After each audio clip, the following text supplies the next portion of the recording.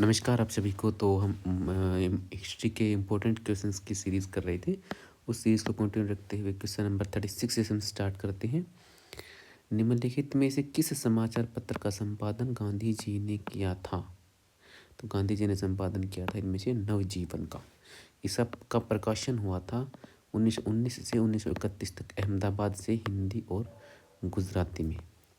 मौलाना अबुल कलाम आज़ाद ने 1912 में एक हिंदू साप्ताहिक अल हिलाल शुरू की थी, किंतु सरकार द्वारा उस पर प्रतिबंध लगाने के बाद अल बलाग की स्थापना की थी। मौलाना अबुल कलाम आज़ाद जी थे, उनकी एक पत्रिका थी साप्ताहिक, उसको बंद कर दिया था, लेकिन उसके बाद उन्होंने नई पत्रिका अपनी शुरू की थी अल बलाग। उसकी स्थापना कब की थी? उसकी स्थापना उन्होंने की थी 1913 में। स्वामी विवेकानंद जी का मूल नाम क्या था? ये तो आसान क्वेश्चन है। नरेंद्रनाथ दत्त। तो इन्होंने जो बहुत ही फेमस शिकागो में अपना जो भाषण दिया था 1893 में, पहले खेतड़ी के राजा के सुझाव पर इन्होंने अपना नाम स्वामी विवेकानंद रखा था।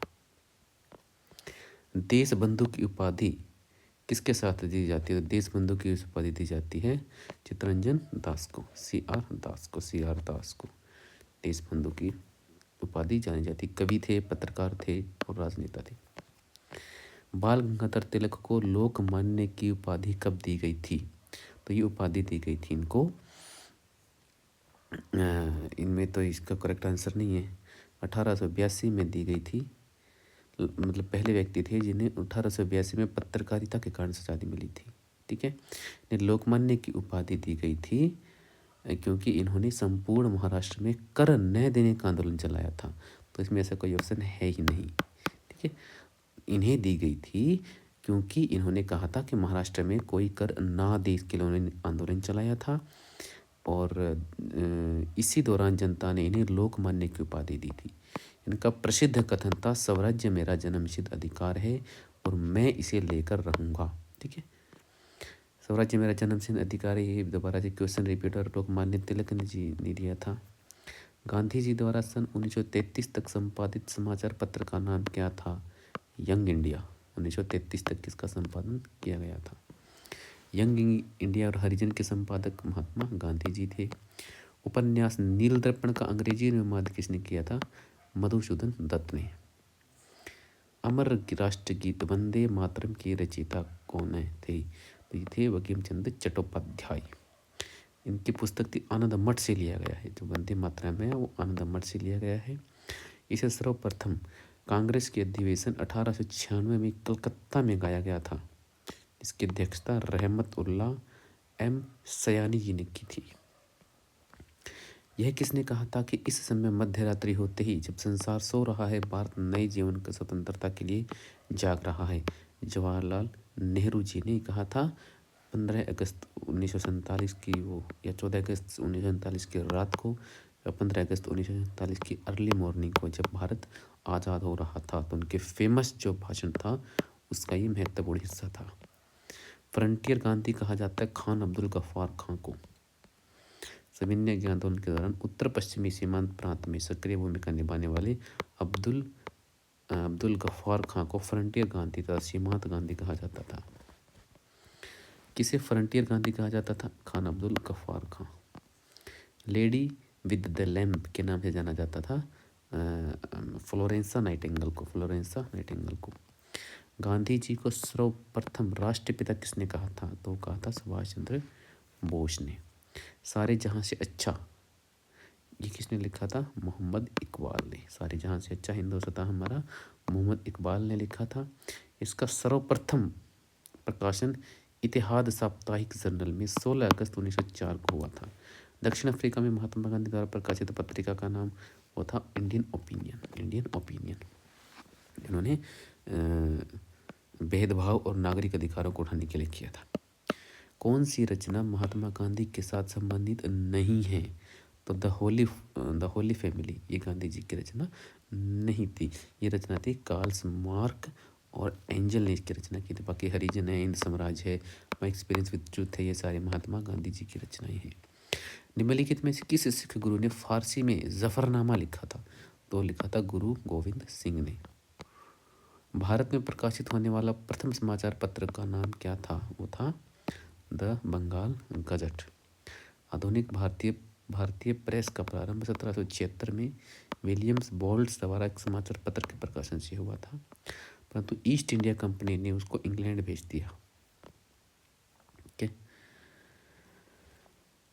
उसके बाद 1780 में जेम्स ऑगस्टस हिक्की ने प्रथम समाचार प्रकाशित किया, जिसका नाम द बंगाल गजट अथवा द कलकत्ता जर्नल एडवर्टाइजर था। ठीक है, तो ये था 1780 में बंगाल गजट। ये होने वाला पहला समाचार पत्र था।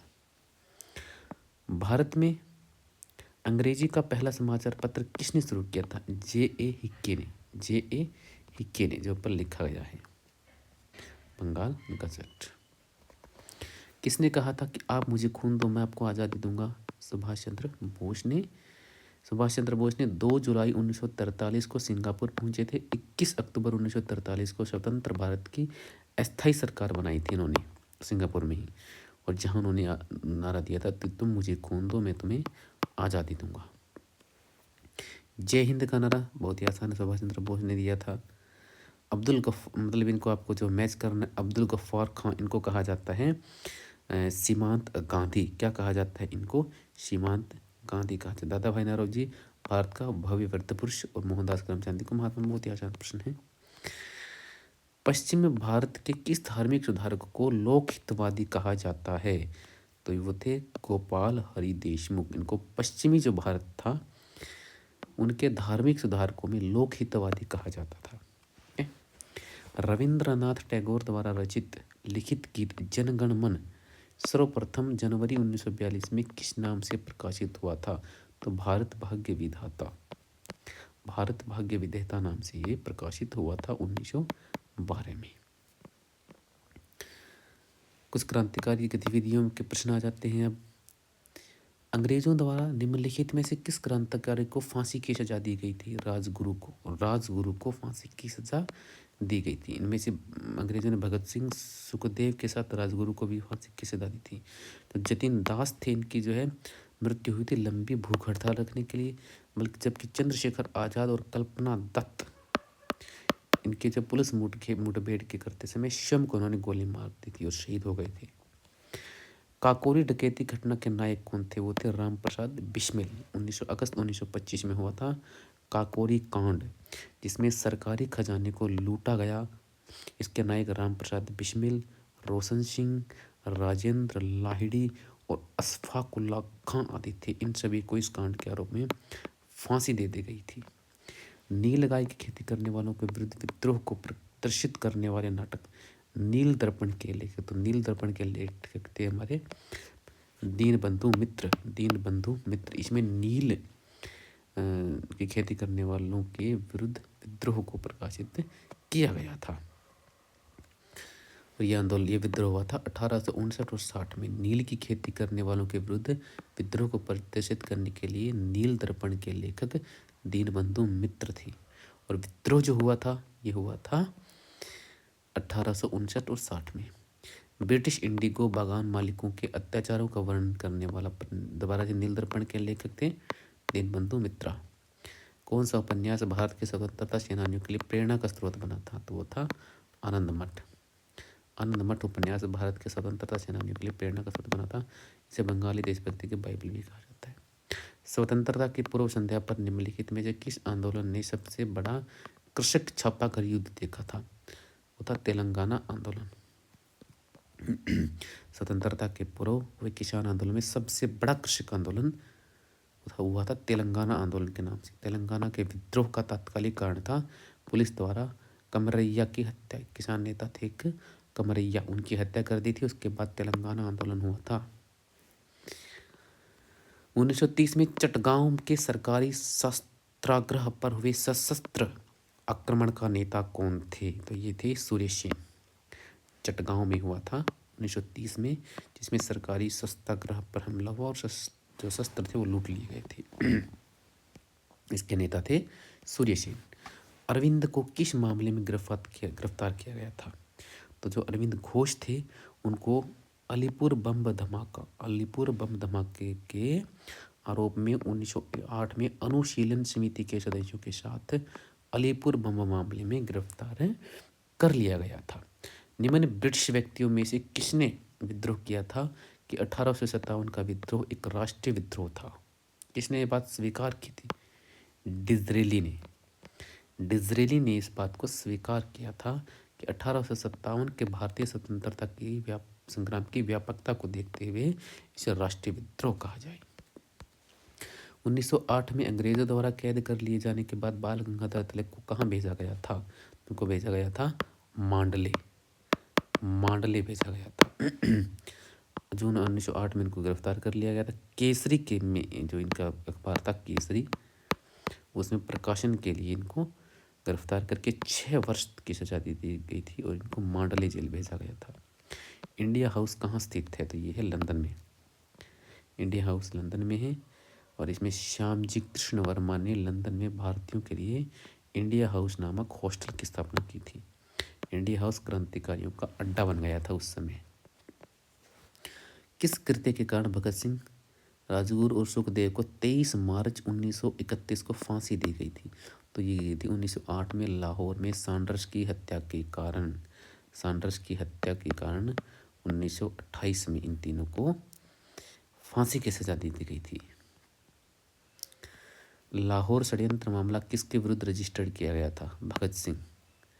ये प्रश्न ऊपर वाला ही हो जाता है इसमें। लाहौर में इन्होंने सैंडर्स की हत्या की थी और इनको लाहौर षड्यंत्र के मामले में इनके गिरफ्तारी की गई थी। नौजवान भारत सभा किसने स्थापित की थी? तो ये की थी सरदार भगत सिंह ने। नौजवान भारत सभा मार्च 1926 में इसकी स्थापना की थी। गदर पार्टी के प्रमुख नेता कौन थे? लाला हरदयाल। लाला हरदयाल। 19वीं शताब्दी के अंत में बहुत से भारतीय अमेरिकी तथा वो कनाडा में जाके बस गए। अमेरिका और कनाडा में चले गए। वहाँ 1913 में अमेरिका के सैन फ्रांसिस्को नगर में गदर पार्टी का गठन किया गया था। इसके संस्थापक थे लाला हरदयाल और इस पार्टी ने गदर आंदोलन चलाया था। फिर किसने गदर पार्टी की स्थापना की थी? लाला हरदयाल। दोबारा रिपीट हो गया। हरदयाल एक महान बुद्धिजीवी का संबंध किससे था? गदर आंदोलन से। गदर पार्टी का मुख्यालय सैन फ्रांसिस्को में था। भारतीय राष्ट्रीय दल की बर्लिन की स्थापना किसने की थी? तो 1914 में भारतीय राष्ट्रीय दल की स्थापना की थी बर्लिन में। वो किसने की थी? वो की थी चंपा करमन पिल्लई ने। चंपा करमन पिल्लई ने 1914 में भारतीय राष्ट्रीय दल की बर्लिन में स्थापना की थी। किसने गाड़ी पर बम फेंका यह मानकर कि उसने मुजफ्फरपुर में न्यायाधीश किंग्सफोर्ड बैठे थे? किसने जो है गाड़ी पे बम फेंका था? ये फेंका था खुदीराम बोस और प्रफुल्ल चाकी ने। ठीक है। 1908 में इन दोनों ने यह मान के एक घोड़ा गाड़ी पर बम फेंका था कि उसमें बिहार के मुजफ्फरपुर जिले के न्यायाधीश किंग्सफोर्ड बैठे थे। किंग्सफोर्ड बच गए, परंतु दुर्भाग्य से उस गाड़ी में राष्ट्रीय आंदोलन से हमदर्दी रखने वाले मिस्टर कैनेडी की पत्नी एवं पुत्री मारी गई थी। तो ये दुर्भाग्यपूर्ण घटना थी। किस प्रदेश में ब्रिटिश के विरुद्ध बिरसा मुंडा आंदोलन का संचालन कर रहे थे? छोटा नागपुर में। बहुत ही भगवान के नाम से जाना जाते हैं भगवान बिरसा मुंडा। तो इन्होंने छोटा नागपुर में ब्रिटिश के विरुद्ध बिरसा मुंडा का संचालन किया था, मतलब उनका संचालन किया था। बिरसा मुंडा के नेतृत्व में हुआ मुंडा आंदोलन 1899 से 1900 को उल गुलान विद्रोह भी कहा जाता है। उल गुलान बहुत इंपॉर्टेंट क्वेश्चन है ये। उल गुलान जो विद्रोह है वो बिरसा मुंडा जी ने चलाया था। इस विद्रोह का मुख्य था दीकों और जमींदारों द्वारा शोषण एवं उत्पीड़न। तो इसलिए जो है इस विद्रोह को उल गुलान विद्रोह भी कहा जाता है। कौन सी जनजाति ताना भगत आंदोलन के साथ जुड़ी हुई है? तो ये जुड़ी हुई है उराओन। उराओन जनजाति ताना भगत आंदोलन के साथ 1914 में जो है उनका ये आंदोलन हुआ था ताना भगत का। तो इस वीडियो में हम इतना ही करेंगे। यदि आप को वीडियो ठीक लगा हो तो आप चैनल को सब्सक्राइब करें, वीडियो को लाइक ज़रूर करें। Thank you and have a good